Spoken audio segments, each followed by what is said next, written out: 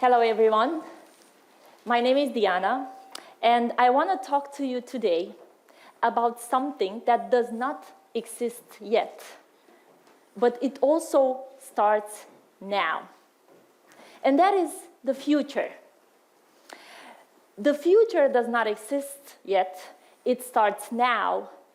But in the same time, it's also the place where we all gonna spend the rest of our life. So it's a pretty big deal, right? Now let me ask you something.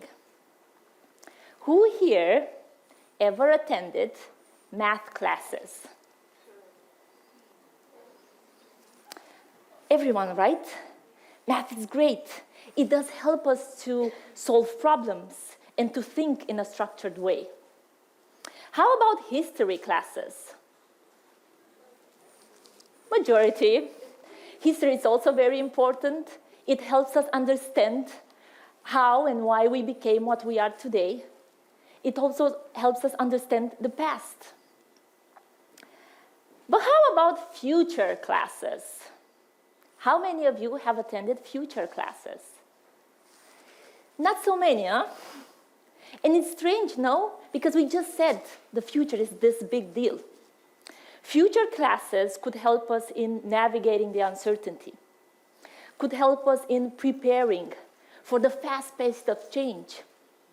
Don't you ever feel sometimes that there are so many developments, that there are so many things happening, there are all these new apps that are coming, and we didn't even check the previous ones?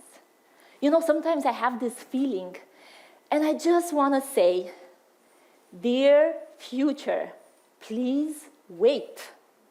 What's the hurry? I didn't even get to check the previous app, and now there is a new one. And the same applies for the future of work. And I'm not here to tell you that 30% or 50% or 80% of the jobs of the future we do not know today. Because honestly, I think that's a lucky guess, and we can't know for sure. But what I think we can know today about the future of work is the fact that in the coming years, there will be new jobs and industries that will emerge that we cannot fully predict today. Now, if we look back a few years ago, there were a lot of companies that thought that work from home was impossible. You know, I have this thing in my projects. I ask professionals, when was the first time you met someone that is a social media manager? The average answer, 5 years ago.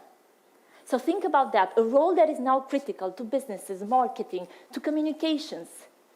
It's something that barely existed in our minds a few years ago.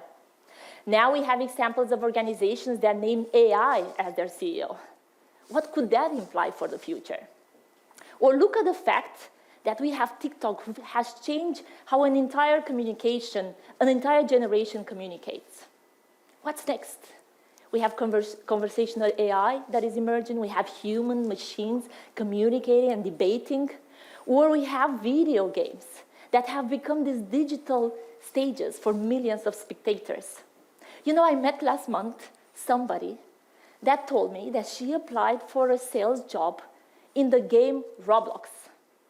So the person was real, the money were real, but the place and the interaction, they were virtual.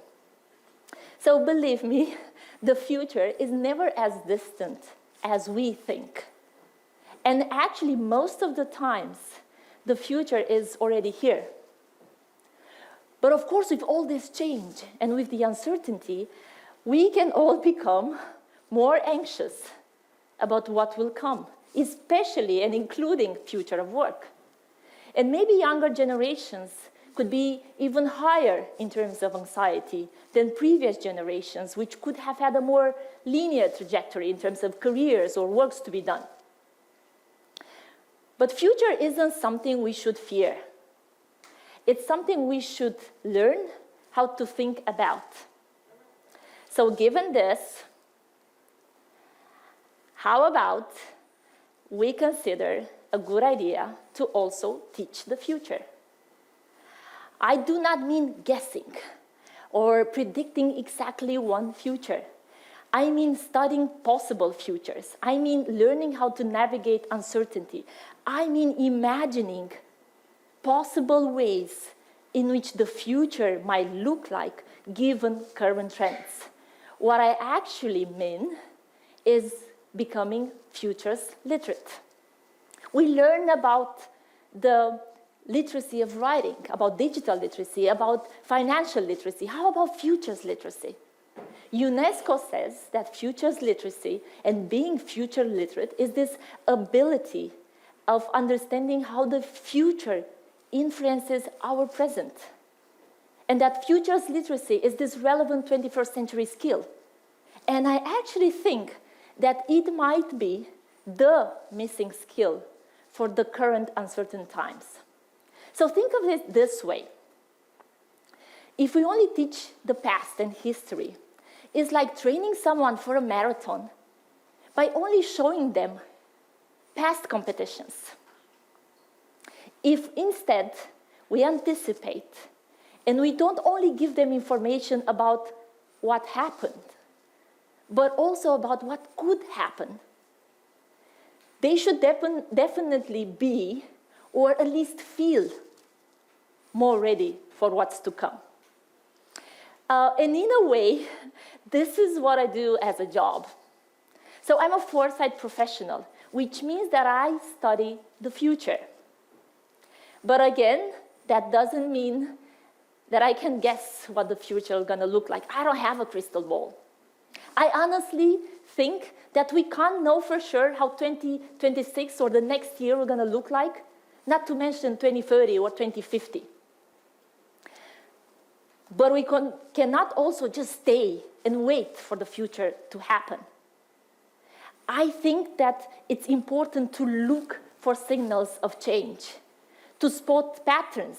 We look for what we call in business trends. Then I help organizations and teams to imagine possibilities, to think strategies accordingly. And let me tell you, it's not easy to explain this job to my parents.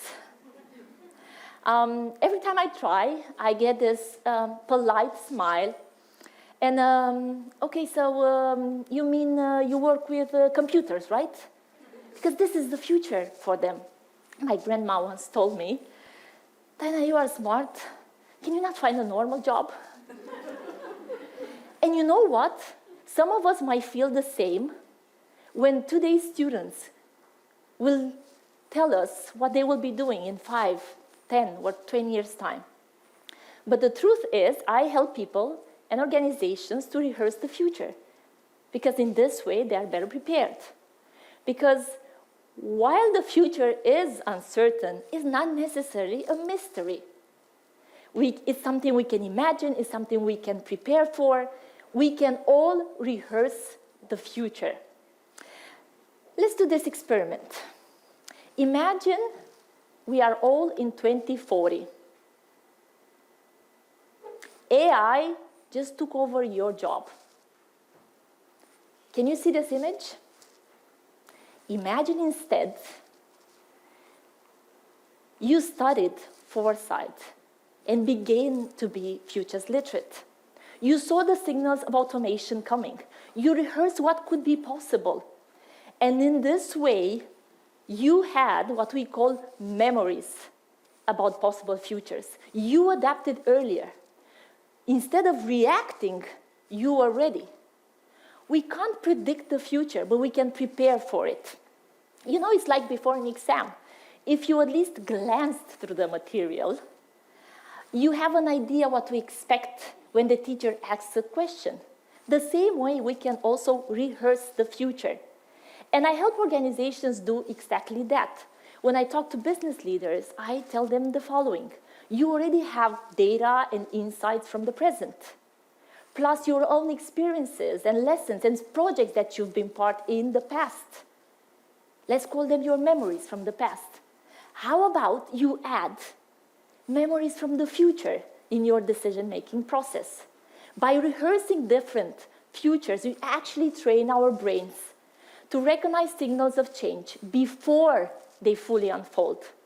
And just like having studied a little bit at least for an exam, this practice helps us to make better decisions today.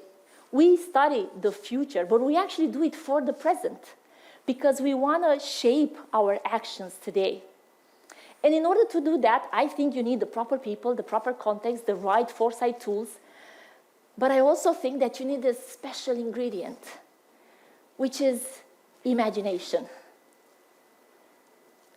You know, Einstein once said that imagination might be even more important than knowledge, because imagination could help us think beyond the constraints of what we know today and can give us this courage to go beyond what is today. However, in current culture, sometimes we treat imagination like good stuff, or it's seen more like a luxury, not a necessity as it should be. I would even dare to say that we are currently living an imagination crisis. Of course, that's on top of all the other crises we have these days. If you ask a child how the next 20 years are going to look like, you get all these crazy, innovative ideas. Ask an adult, a lot of time you get some hesitation, maybe excessive realism. Let's be realist, even some pessimism. Why? Because we are not trained to use imagination that much in our plans for the future. And that is too bad, because I do think that the future is our source of imagination. It is not written yet, the future, so we can imagine, we can create it. Imagining different futures and understanding what could be possible makes us realize that some of these futures we like more than others. And that triggers that we come back to the present and we do our utmost to make those futures a reality. So that makes me come back to the proposed solution and what I mentioned before. How about we also teach the future and we become futures literate? And that doesn't mean necessarily to add another class on, let's say, future class on our already overcrowded curriculum. It also does not mean that all of us should become foresight professionals or futurists, because we saw at the beginning we all studied math and we don't all become mathematicians, but math does help us throughout the life. So what if we could integrate futures literacy in other domains? When we study biology, what if we also study about biotechnology? When we learn that now you can 3D print or lab grow your tissues, where we learn about longevity, or maybe at art classes we learn about AI and its implications, or at social sciences we learn about demographic changes for the future, or this entire exponentiality of the technological change. And there is already work done in that respect, free and publicly available. For example, this study done in Romania around futures literacy, or the manual for teaching the future to students done together with teachers in a comic book style is really, really beautiful. Another material done with students. There are already schools in Europe and worldwide that are experimenting with this. More than that, there is this international organization called Teach the Future that has so many resources. The founder of Teach the Future, Professor Peter Bishop, says that not teaching about the future is like taking the students on a journey without telling them where they are going. And we don't want that. So let me leave you with this thought. The future isn't something that just happens to us. It's something we shape, we challenge, we co-create. Okay, maybe we won't be able to paint the whole picture of what's to come. But each of us has one brush, even one pixel, one idea. One choice matters. And if today I managed to spark your curiosity and at least one of you tonight reads an additional material on futures literacy or on foresight, then it might be that this talk already helped us shift the future a little bit. Because I do think that learning how to think about the future might just be the most important thing we do for the present. Thank you very much.